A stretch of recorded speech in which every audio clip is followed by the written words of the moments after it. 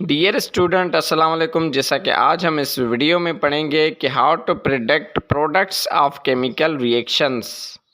मतलब chemical reaction में product कौन सा बनेगा, ये कैसे पता चलेगा। तो इस वीडियो में आपको बिल्कुल इजी सिंपल समझ में आ जाएगा। स्टार्ट करते हैं। Complete combustion reaction. अब मैं ये रिएक्टेंट्स लिखता हूँ। अब पता कैसे चले प्रोडक्ट का? सिंपल है। अगर कोई भी हाइड्रोकार्बन बर्न किया जाए एक्सेस ऑफ ऑक्सीजन में, मीन्स ज़्यादा ऑक्सीजन में, तो कार्बन डाइऑक्साइड और H2O ज़रूर बनता है। जैसे ये ईथेन बर्न हुआ और ब्यूटीन बर्न हुआ और इथाइल अल्कोहल बर्न हुआ, लेकिन तीनों के सेम ही प्रोडक्ट्स कार्बन डाइऑक्साइड H2O बने।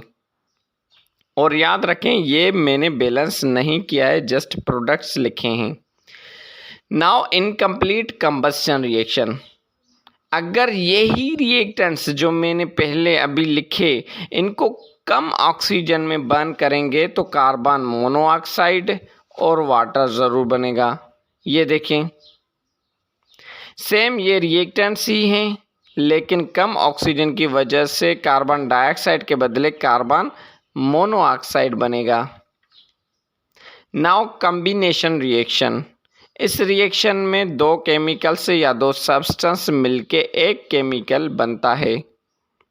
जैसे हाइड्रोजन ऑक्सीजन से मिलके H2O बनता है, हाइड्रोजन नाइट्रोजन से मिलके अमोनिया बनता है, मैग्नीशियम ऑक्सीजन से मिलके मैग्नीशियम ऑक्साइड बनता है।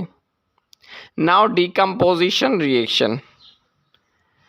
इस रिएक्शन में एक कंपाउंड को दो या दो से ज़्यादा हिस्सों में चेंज करते हैं। जैसे सिल्वर ब्रोमाइड को तोड़ के सिल्वर और ब्रोमीन में चेंज करेंगे, कैल्शियम कार्बोनेट को तोड़ के कैल्शियम ऑक्साइड और कार्बन डाइऑक्साइड में चेंज करेंगे, मैग्नीशियम कार्बोनेट को तोड़ के मैग्नीशियम ऑक्साइड और कार्बन डाइऑक्साइड में चेंज करेंगे।